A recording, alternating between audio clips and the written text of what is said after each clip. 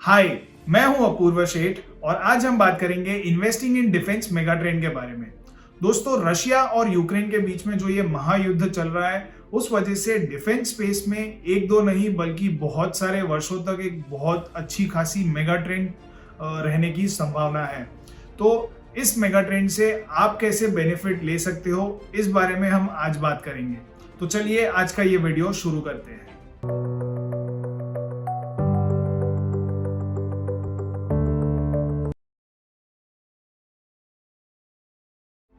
तो 24 फरवरी को रशिया ने यूक्रेन पे हमला कर दिया था।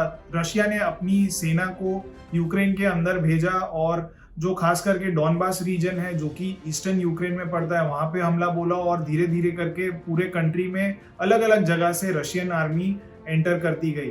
अब रशियंस को जितनी एक्सपेक्टेशंस थी उससे बहुत बढ़िया मुंह तोड़ जवाब यूक्रेन ने दिया है। यूक्रेन की सेना और यूक्रेन के सिविलियंस दोनों ने ही रशियन आर्मी को मुंह तोड़ जवाब दिया है और युद्ध अभी भी जारी है और शायद रशिया की एक्सपेक्टेशन से काफी लंबा चल सकता है ये युद्ध।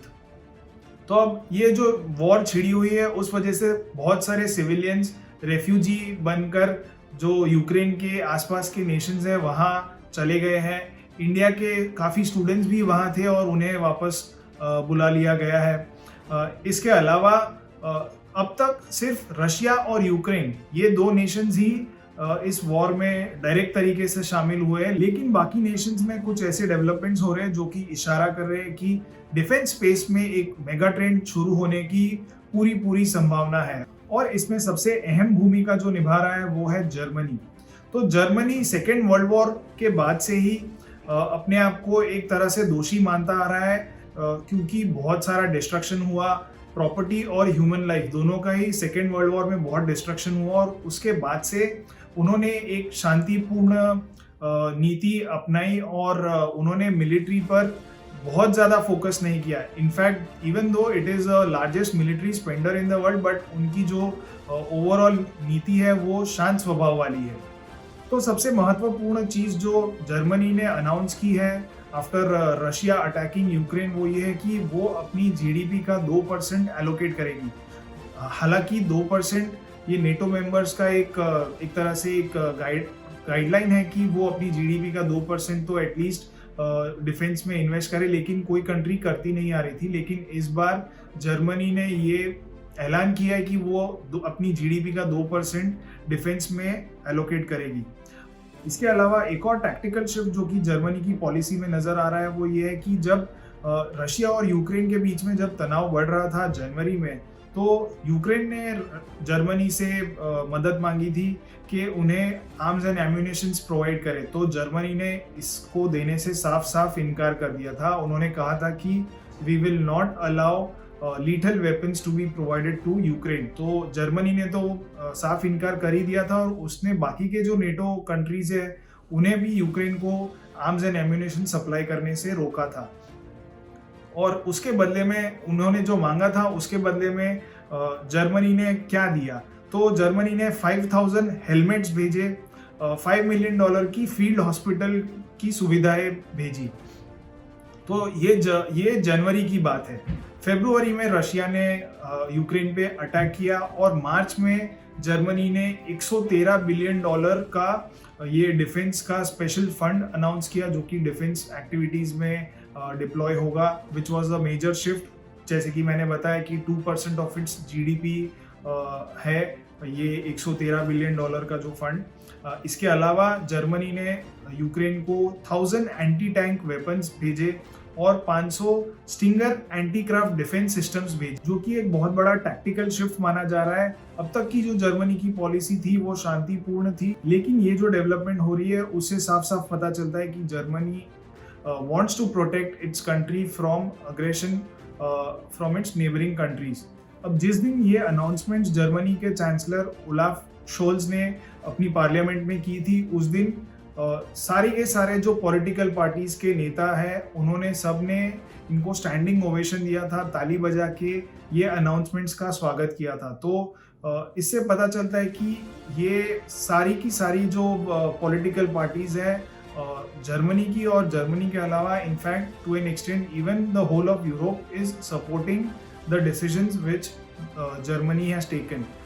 तो जर्मनी अकेला ऐसा देश नहीं है जिसने अपनी डिफेंस स्पेंडिंग बढ़ाई है। जर्मनी के अलावा चाइना ने भी हाल ही के दिन में अपने डिफेंस स्पेंडिंग को बढ़ाया है। तो चाइना हैज अनाउंस्ड कि वो अपनी जीडीपी का 7.1% डिफेंस में देंगे, which was again a significant rise from its earlier target of 6.8%। तो चाइना और जर्मनी ये दो ऐसे बड़े बड़े नेशंस हैं जिन्होंने अपनी जीडीपी का सिग्निफिकेंट पोर्शन डिफेंस को एलोकेट किया है after the Russia and Ukraine war. तो this is a clear indication that the world is heading towards an arms race.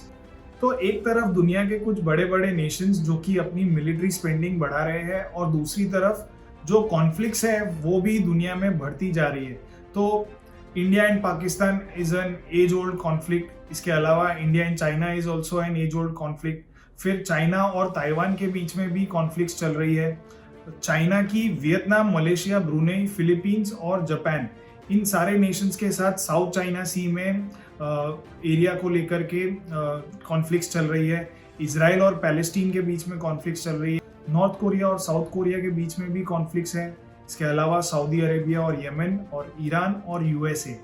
तो ये सारे जो बड़े बड़े नेशंस हैं इनमें से कुछ लार्ज स्पेंडर्स भी है ऑन मिलिट्री। ये लोग के बीच में कॉन्फ्लिक्ट्स का सिलसिला बढ़ रहा है और इनमें से बहुत सारे नेशंस तो न्यूक्लियर पावर्ड नेशंस भी हैं। तो इन सब रीजंस की वजह से जो दुनिया में खौफ का माहौल है वो बढ़ता जा रहा है। तो हाल ही के दिनों में गूगल पर न्यूक्लियर वॉर इस शब्द की सर्चेस आसमान को छू रही है। सो लास्ट 5 इयर्स में कभी इतने सारे लोगों ने न्यूक्लियर वॉर पे सर्च नहीं किया था। तो ये सीधा सीधा इंडिकेशन है कि दुनिया में न्यूक्लियर वॉर या फिर वॉर को लेकर के काफी चिंताएं बढ़ती जा रही है और इसीलिए गवर्नमेंट और पब्लिक ये दोनों ही चाहते हैं कि उनके नेशंस मिलिट्री पर स्पेंडिंग बढ़ाए।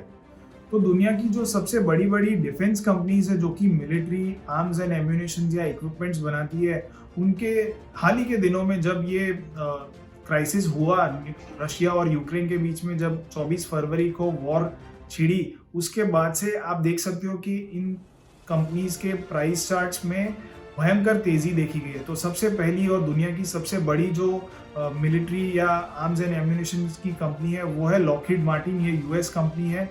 ये एरोस्पेस और डिफेंस में इक्विपमेंट्स और मशीनरी बनाती है। तो इसमें बहुत बड़ी तेज़ी देखी गई after the 24 February invasion of Russia in Ukraine.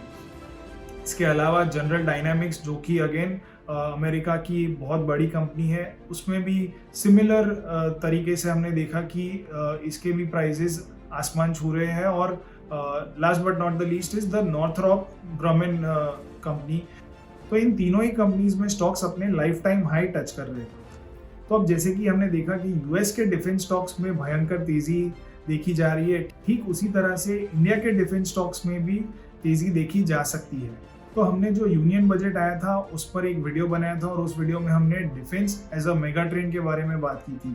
तो उस वक्त हमने बताया था कि जो डिफेंस सेक्टर को एलोकेशन किया गया है वो बजट 2022 में 4.78 लाख करोड़ से बढ़कर 5.25 लाख करोड़ हो गया है। तो this is a jump of 47,000 crore in the defence allocation of India.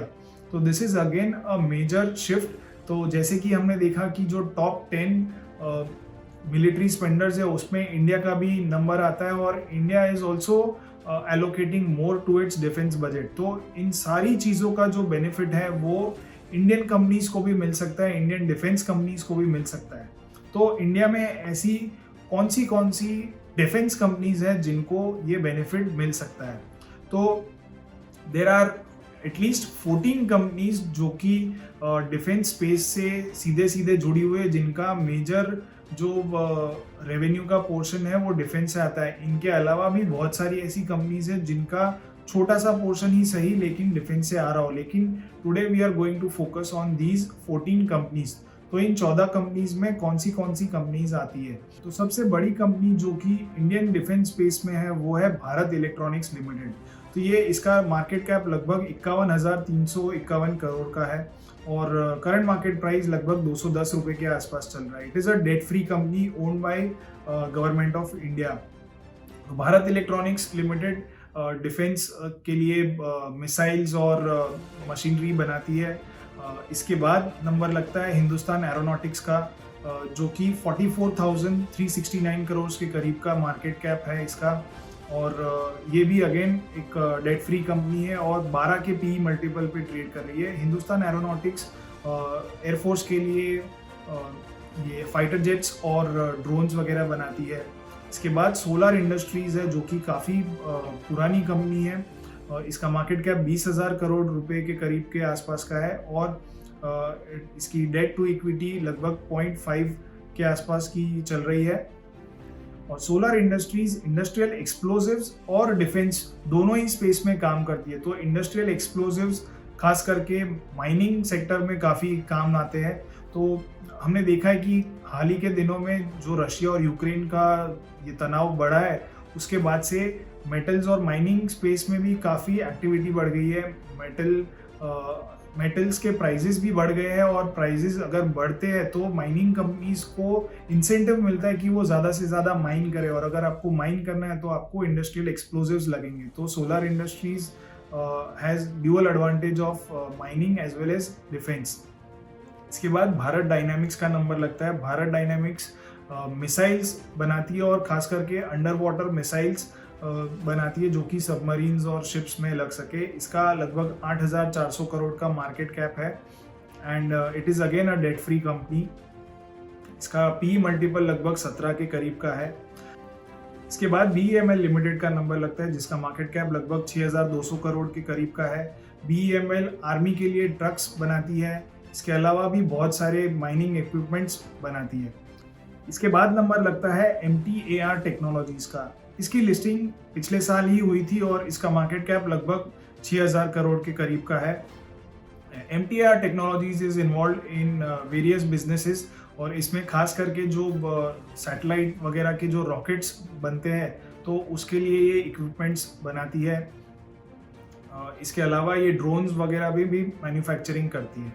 फिर नंबर लगता है जो शिप बिल्डिंग कंपनीज है, तो इसमें Mazagon dockyard, Cochin shipyard and garden reach ship builders, ये तीनों ही कंपनी गवर्नमेंट ओन्ड है और शिप्स बनाती है, सबमरीन्स बनाती है। तो इनका मार्केट कैप लगभग 2,500 से 5,000 करोड़ के बीच का है। इसके बाद नंबर लगता है पारस डिफेंस का। Paras defence is a very small recently listed company. तो पारस डिफेंस का market cap is about 2,440 crore. फिर इसके बाद छोटी कंपनियों में एस्ट्रा माइक्रोवेव का नंबर लगता है।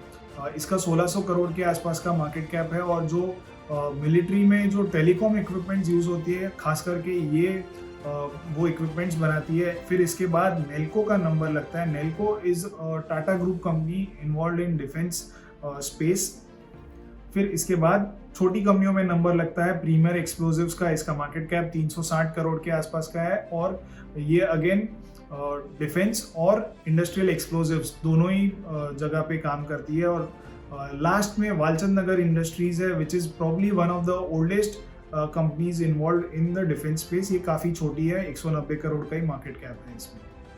तो ये थी 14 ऐसी कंपनीज जो कि डिफेंस स्पेस में डायरेक्टली इन्वॉल्व है और इनका डिफेंस में काफ़ी बड़ा पोर्शन इनके रेवेन्यू का डिफेंस से आता है। तो अब इन्वेस्टर्स को इनमें इन्वेस्ट करने के लिए क्या करना चाहिए? तो सबसे पहले मैं आपको बता दूं कि ये जो पूरा वीडियो मैं बना रहा हूँ वो सिर्फ एजुकेशनल पर्सपेक्टिव से बना रहा हूँ। काफ़ी लोगों को पता ही नहीं है कि इंडिया में डिफेंस सेक्टर में इतनी सारी कंपनीज इन्वॉल्व है। तो ये उन लोगों के लिए खास करके काम में आएगा जो कि डिफेंस स्पेस के बारे में जानते ही नहीं है। तो again this is just video from an educational perspective, ये कोई रिकमेंडेशन नहीं है। तो सबसे पहली चीज़ जो इन्वेस्टर्स को करनी चाहिए वो है कि मार्केट्स अभी भी काफ़ी वॉलेटाइल है, तो you should wait for the markets to settle down. सबसे पहली चीज़ आपको ये करनी है कि आपको पेशेंटली वेट करना है और इस दौरान आपको इन जो डिफेंस स्टॉक्स है इसके ऊपर अपनी रिसर्च को बढ़ाना है, इनके बारे में पढ़ना है। तो जब आपको खुद को कन्विक्शन आएगा इन डिफेंस कंपनीज को पढ़ के, तभी आप इन्वेस्ट करें। तो इन डिफेंस कंपनीज को रिसर्च करने के लिए मैंने 12 फंडामेंटल पैरामीटर्स पर एक वीडियो बनाया है। मैं आपको रिक्वेस्ट करूंगा कि आप वो वीडियो ज़रूर देखें ताकि आप एक बेसिक लेवल पर कंपनीज की फंडामेंटल स्क्रीनिंग और फंडामेंटल एनालिसिस कर सकें। जैसे ही आप ये फंडामेंटल स्क्रीनिंग कर लेंगे तो आप अपने हिसाब से इनमें से जो स्टॉक्स आपको पसंद आ रहे हैं आप उनको शॉर्टलिस्ट कर पाएंगे और आपकी जो ये 14 में से लिस्ट है वो काफ़ी नैरो डाउन हो जाएगी। शायद ये हो भी सकता है कि आपको कोई भी स्टॉक पसंद ना आए, लेकिन अगर आपको कोई स्टॉक वाकई में पसंद आ रहा है तो आप उसे वॉच लिस्ट में डाल करके रखिए और वेट कीजिए कि उसमें प्राइस एक्शन भी इम्प्रूव हो। तो you have to wait for signs of reversal in price action. तो जैसे ही आप रिवर्सल सिग्नल्स देखें प्राइस एक्शन में, आप उस वक्त पे एंट्री ले सकते हैं, of course with a proper stop loss and a target. तो आप ये सारे स्टेप्स फॉलो करके डिफेंस स्पेस में जो कि मेगा ट्रेंड शुरू होने वाली है या इनफैक्ट हो चुकी है, उसका बेनिफिट ले सकते हैं। So that's all in this video. मुझे उम्मीद है कि आपको ये वीडियोस पसंद आ रहे हैं। अगर आपको ये वीडियो पसंद आया तो आप हमारी चैनल को ज़रूर सब्सक्राइब कीजिए ताकि आप आगे भी ऐसे इंटरेस्टिंग वीडियोस देख सको। Thank you.